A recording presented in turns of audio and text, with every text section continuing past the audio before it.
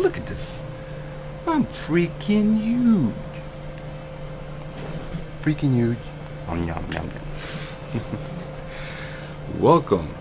I am your master level expert fitness trainer here, Alex Diaz, aka Mr. Freaking Huge. And this video is going to be about creatine and car horns in the background. Damn, I need a shave. Alright, well, so it's going to be about creatine myths. I had a question from someone I'm going to answer towards the end of the video about creatine.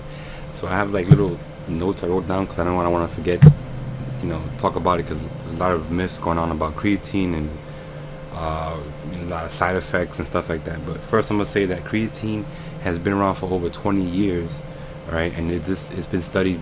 It's millions of studies done for creatine, and these are not studies for like rat studies or like animal studies. These are human studies. So and it's been proven to be safe and effective, and it's the most studied supplement for bodybuilding of all time. So I'm talking about creatine monohydrate, by the way. Creatine monohydrate, not no other type of creatine, because there's lots of other creatines that are out there, creatine nitrate and epilester and all that, and all these other creatines are pretty much new to the supplement industry, and they say they have benefits of faster absorption or stuff like that, but they're not really studied for as long as creatine monohydrate has been studied. So I would say that to stick with creatine monohydrate because it's the most studied creatine pretty much out. So that's that. Talk about bloating. Now they say that certain creatines, this new creatine, blah blah blah, whatever it's called, could be any, I don't know, tons of creatines coming out saying they will stop bloating. But know that creatine monohydrate doesn't bloat you, and the reason why there's creatines that do bloat you that are creatine monohydrate is because they contain sugars. So what they do is they eliminate the sugars, and they'll say, well, this creatine does not bloat you. Well, yeah, it doesn't bloat you because there's no sugar in it. So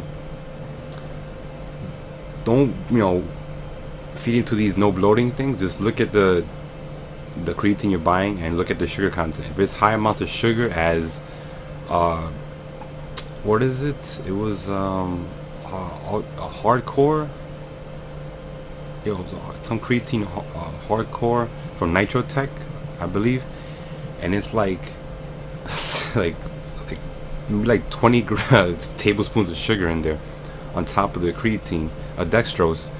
So you're gonna go into you're gonna become a diabetic if you take these kind of creatines that have so much sugar in it. Okay, and that's actually, I'm gonna talk about that because one of my questions is about diabetic. So that's why people get bloated a lot, and you don't need to take creatine with sugars. So if you look at creatine and it has tons of sugar, you're gonna feel bloated. All right, that's why people have the sensation of bloating. The intake of creatine will help increase the volume of your cells, because this is water that is intracellular inside the cells, not underneath the skin. Okay, so it's totally different as far as, well, I'm gonna gain water weight and look fat. This is not submersible water underneath your skin. This is just intracellular inside your cells to make your cells bigger. So so you do look, I'm not gonna say bloated, but you look fuller. Okay, but if you have any bloating in your stomach, you feel like you have like gases and bloating because of a lot of sugar in your creatine. Okay, so that's the whole thing about bloating. Kidney failure. So there's a lot of myths saying that, well, creatine will cause kidney failures because you're taking in, well, we go back, creatine is produced in your kidneys, okay, in your pancreas, and in your liver. So you naturally produce about a gram a day naturally in your body. So you could get about 5 grams, so you need about 5 grams, depending, 3 to 5 grams, depending on you your body weight, your height, and everything else. So your body naturally produces these amino acids, creatine, in your body. Okay, so this is a naturally producing amino acid in your body you naturally produce. Now you can have 5 grams of creatine taking a supplement. If you want to get it from your food, you will have to eat about 2 pounds of beef, which is a lot of beef. But you can get it from your meats and your steaks, your salmon, okay, chicken, pretty much mostly meat, any meat, red meats, would you get your creatine source from. Okay, so your kidneys are able to remove the extra. Well, when you take a creatine supplement, you're having the byproduct of creatine is called creatinine. When you have high levels of creatinine, when you do your blood test, they're gonna say, well, don't take any more creatine because it's causing your creatinine levels to go up. But you also have to look at your urine. So a blood test is one thing, but if your kidneys are able to flush and filter out and do its job, you won't have any problems. Your urine will show that it was able to remove the waste, the creatinine. If you have any failures with your kidneys, if you have like any kind of history of kidney failure, then I would not recommend you take creatine, because a lot of things in general, but this video is about creatine. But I wouldn't recommend, if you have any kind of history of kidney malfunctions or anything like that, or take any kind of medications for your kidneys, I wouldn't recommend you take creatine.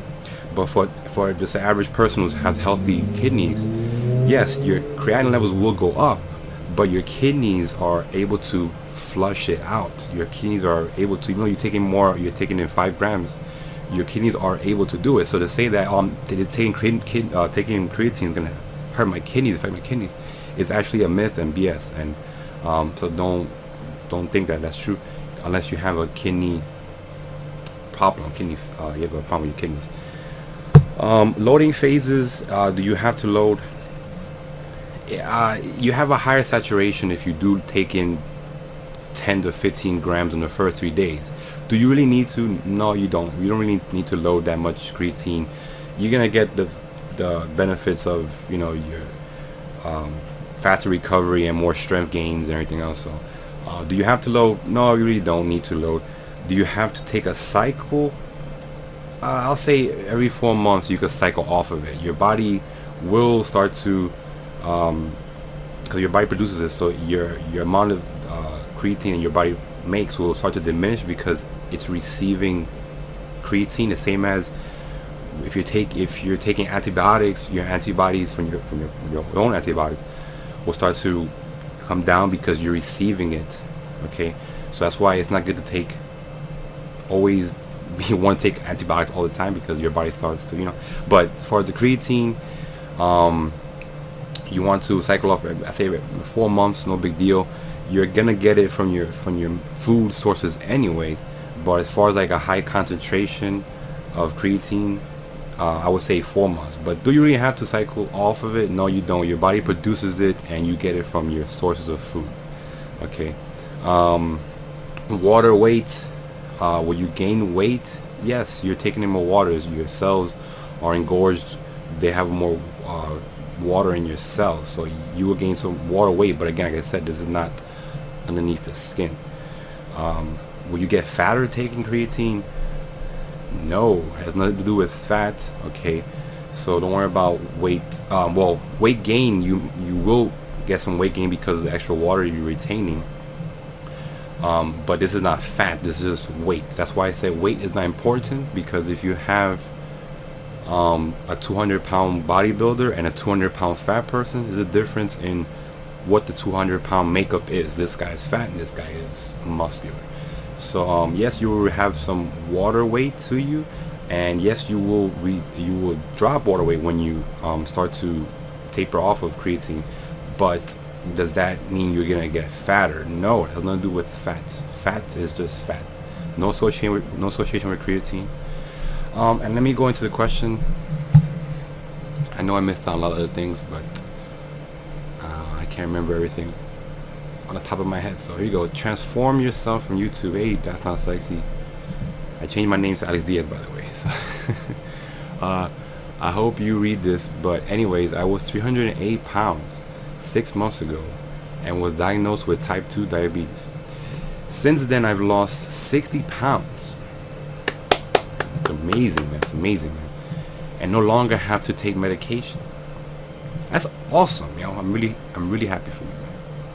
My question is, can I supplement with creatine? I'm hearing you have to take it with simple sugars and don't want that to bring my diabetes back. Hope you can help. Thanks. Yes, I can help you. So I answered your question, but I didn't go into a full detail because I want to make a whole video about creatine, and that's what I'm doing right now. So no, you don't need to take any kind of sugars or carbs for creatine to be absorbed. When you take creatine, your body produces it's called GLUT4, which it's a glucose transporter. So you don't need to take any sugars or carbs to make sure that this product is effective. So because people think you have to take some kind of an insulin spike, you really don't have to take an insulin spike because again the GLUT4, okay, and this would, if you take creatine with high sugars, your diabetes will come back and you'll have to go on the medication again. So look for creatine monohydrate that has no sugars, okay. I have my camera. I'll take the cell mass, and there's no sugars in this one. But it don't really matter. It's any kind of creatine monohydrate. It's really cheap too. Just get creatine monohydrate by itself. It's a cheap thing, and so you don't have to take it. So don't worry about your diabetes. Your diabetes won't act up if you're taking a creatine monohydrate that has no sugars. And just look at the label, okay? And and people who don't have diabetes, who are just in excellent health, don't take creatine monohydrate with sugars anyways, because you don't want any more sugars in your system and you're gonna have bloating. So that is, I think that's the whole thing about creatine. It's like, I could go on and on about when to take it and blah blah blah, but you could take, I would say take it after you work out. All right, you could take half before and half after. Your body's gonna use it. If your muscles, if your cells are saturated with creatine, your body's gonna use it. Okay, whether it's today or tomorrow, you're gonna use it. So to say you have to take it before or you have to take it after, I take it after. It doesn't really matter. And should you take it when you're not working out? Yeah, take it when you wake up. All right. I'm not gonna go into it anymore because if I do, it's gonna be like a whole hour video because there's tons of crap and I know I missed out on a lot of things, but that is that. Okay. I have lots of questions coming up I have to answer about rep ranges, about some nutrition, about recovery, about rest, about certain training regimens, and about love handles. So bear with me. I'm not gonna say I'm gonna make millions of videos because I'm not I train people. I have a job, so it's really hard for me to post videos every day or make a lot of videos every day. But I'm gonna try to make a couple of videos and post them out when I can. So I hope you're patient with me, and thanks for all the love and support you guys and girls have been giving me. And that's pretty much it.